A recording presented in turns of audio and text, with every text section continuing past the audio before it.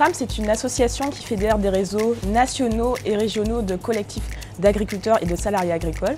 Donc, en tant que tête de réseau, elle accompagne les groupes d'agriculteurs à l'émergence et au montage de leurs projets collectifs. En 2016, SRAM a accompagné l'émergence du réseau des magasins de producteurs de Provence-Alpes-Côte d'Azur, qui est un réseau qui fédère les magasins de producteurs du territoire afin de les accompagner dans leur développement et dans la promotion de ce type de commercialisation. Le réseau représente 400 fermes de la région, un volume de vente d'environ 15 millions d'euros annuels et aussi 40 salariés équivalents temps plein. Un magasin de producteurs est en fait une boutique gérée par un collectif de producteurs qui viennent à tour de rôle vendre leurs produits. C'est une vente directe, chaque producteur amène ses productions et assume la fonction de vente à tour de rôle. Pour pouvoir couvrir les frais de fonctionnement de la boutique, il y a une commission qui est prélevée sur chaque vente. Le producteur lui est rétribué de sa vente moins ce frais de commissionnement. L'étude a consisté en fait à suivre l'argent qui est dépensé dans un magasin de producteurs pour voir en fait cet argent finalement auprès de qui il est redépensé et dans quelle zone également il est redépensé. Quand vous dépensez 100 €, que ce soit dans un supermarché ou dans un magasin de producteurs ou enfin n'importe quel commerce, le magasin lui à nouveau il va redépenser l'argent que vous lui aviez confié. Puis en même temps, ceux auxquels il a donné de l'argent, ce magasin, ils vont à nouveau redépenser cet argent.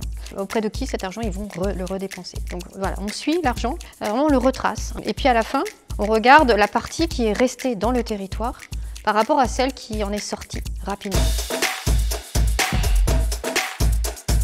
On voit justement que la majorité des dépenses qui sont faites, refaites, refaites, elles restent dans ce périmètre géographique. Et puis, deuxième point important, elles profitent plutôt aux PME, plutôt aux petites entreprises du territoire. Autour des circuits courts et des gens qui s'engagent dans les circuits courts, c'est aussi l'idée de créer des écosystèmes territoriaux avec de l'entraide, avec de la solidarité économique entre les acteurs d'un territoire.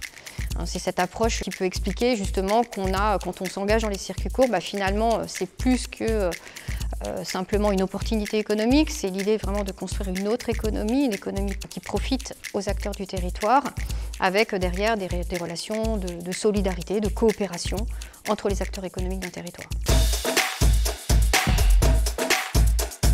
Le GAL est intervenu sur toutes les parties de ce projet leader, donc pour payer le chargé de mission, donc moi, la partie communication et aussi la valorisation des résultats. Ça ne concerne pas que les magasins de producteurs, ça concerne vraiment la notion de territoire, de valorisation de notre territoire. On retrouve dans ces magasins-là cette richesse patrimoniale où on a une diversité de cultures, un savoir-faire. Et ça, c'est intéressant de pouvoir le valoriser au sein des magasins de producteurs. Dans le territoire dans lequel on est, donc le parc naturel régional du Luberon, il y a déjà le PAT, le plan alimentaire territorial, qui existe depuis un certain temps. Et nous, on s'intègre en tant que producteurs dans cette démarche pour vouloir valoriser les circuits courts.